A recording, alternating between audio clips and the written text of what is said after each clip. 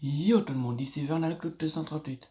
Alors aujourd'hui on se retrouve pour une toute nouvelle vidéo sur l'histoire de Sting.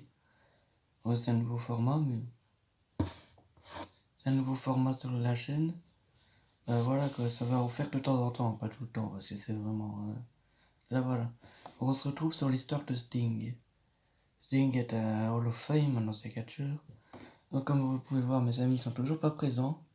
On sera sûrement présents tous les trois le 7 novembre pour une nouvelle vidéo bowling.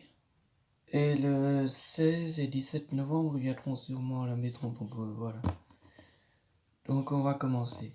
Sting, sous son vrai nom Steve Borden, est né le 20 mars 1959 à Omaha, est un catcheur américain connu sous le nom de Sting.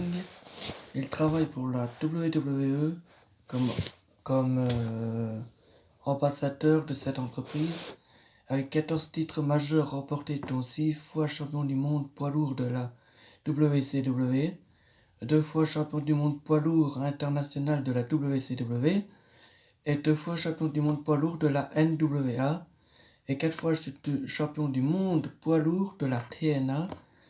Sting est considéré comme un des catcheurs les plus célèbres du monde, à ne jamais avoir combattu à la World Wrestling Entertainment, la fédération de catch actuelle numéro 1 aujourd'hui. J'en étais où jusqu'à sa signature en 2014. Le nombre total de titres remportés dans sa carrière s'élève actuellement à 33. Après quelques années passées dans des fédérations indépendantes, il arrive à la World Champion Wrestling en 1989 où il remporta plusieurs fois le championnat du monde poids lourd de la WCW.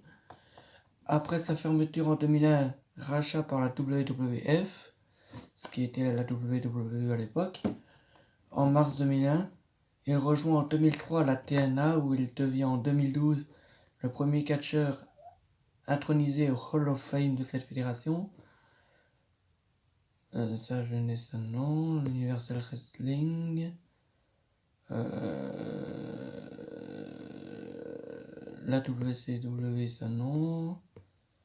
La World Wrestling All-Star, non. La Main Event, non. Rivalité avec Hulk Hogan et Van Damme, Jeff Jarrett. Lors de Lockdown en 2010, il fait partie de l'équipe Ric Flair composée de lui, Dyson Wolf et Bear Money. In INC, il affronte de nombreuses reprises Double Junior Jeff Jarrett, Double G, Jeff Jarrett, car il dit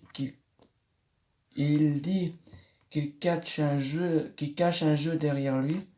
À Slammiversary 8, je crois, il affronte Rob Van Dam pour le titre TNA World Heavyweight Champion. Lors de Sacrifice en 2010, il bat Jeff Jarrett. Il perd contre Jeff Hardy à cause de Monsieur Henderson le 20 mai à Impact Wrestling. Il ne remporte pas le titre Slammiversary à cause d'une intervention de Jeff Jarrett. Rob Van Dam conserve le titre lors du No Surrender en 2010.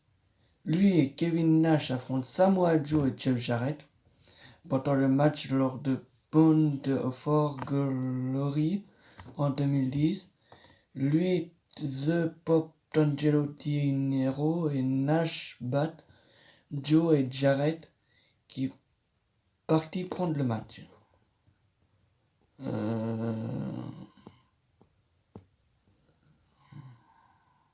Rivalité avec Seth Rollins, blessure entre Hall of Fame et puis sa retraite en 2015-2016.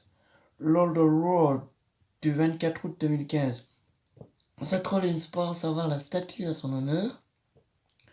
Mais c'est Sting, what's Sting? Non, faut que j'arrête avec ça. C'est Sting qui est présent à la place de la statue. Celui-ci attaque Seth Rollins et célèbre avec le titre World Heavyweight Championship.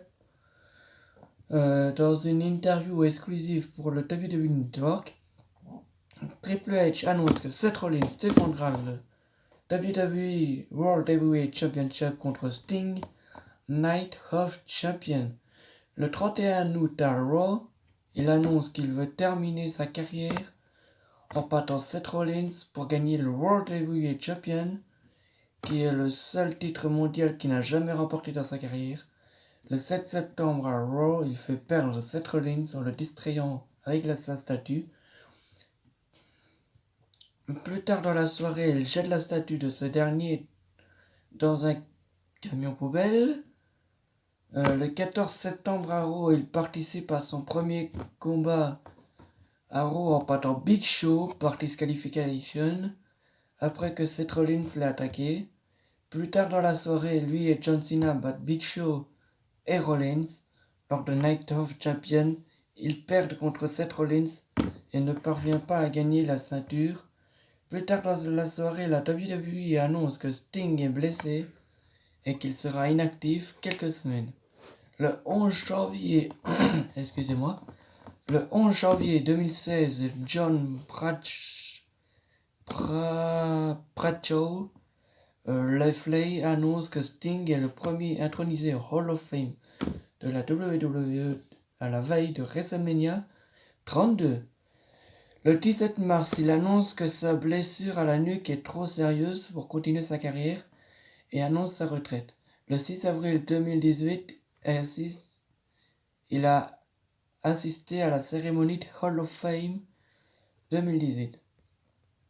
Voilà mes amis, j'ai pas tout lu parce que franchement, si vous voyez la page de Wikipédia sur Sting, elle est comme ça.